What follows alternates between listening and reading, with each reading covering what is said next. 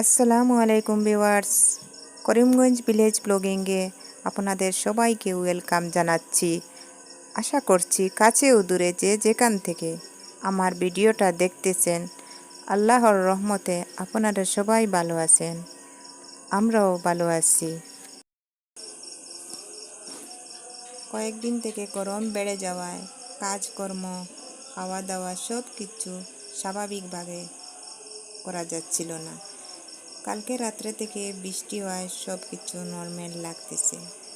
তো আল্লাহ ঠান্ডাও বেশি করে দেন আর গরমও বেশি করে দেন, দুটো দিয়ে আমাদের দেখেন আমরা কোনটা সহ্য করতে পারি। আমরা উভয়টাই সহ্য করতে পারি না।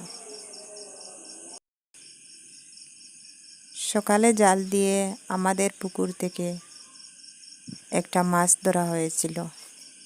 তো ওই মাছটা ভেটকি মাছ, প্রায় 1.5 কেজি ওজনের মতো হবে। মাছটা কেটে ধুয়ে পরিষ্কার করে কিছু মাছ ওখানে আমি ভাজা করার জন্য রেডি করতেছি। তো সবজির জন্য মাছগুলা বেজে নিচ্ছি।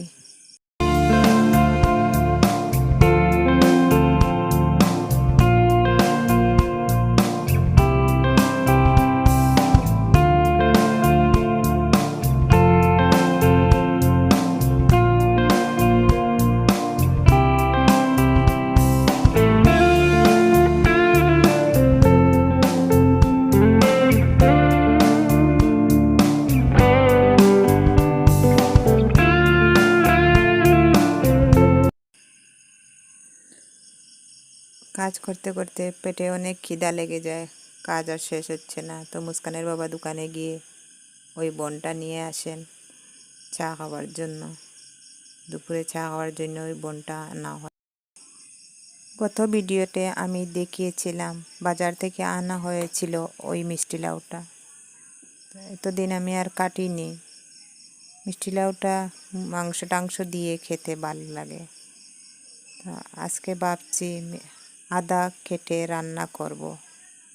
আর আমার ঘরে মাছও আছে, মাছ দিয়ে বানাবো। পুরাটা কেটে নিয়ে তো খেতে পারবো না, আমরা মানুষও কম।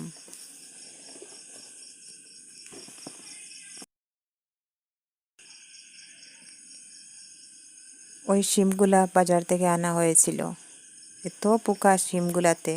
তো ভাবছি কেটে নিয়ে ধুয়ে পরিষ্কার করে ফ্রিজে রেখে দিই, আর এমনিতে রেখে দিলে পোকা খেয়ে ফেলবে।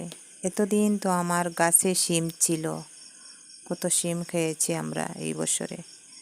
এখন গাছগুলা বৃষ্টির জন্য, তুফানের জন্য আর গাছগুলা নাই, মরে গিয়েছে। এখন বাজার থেকে আনা হয়েছে খাওয়ার জন্য।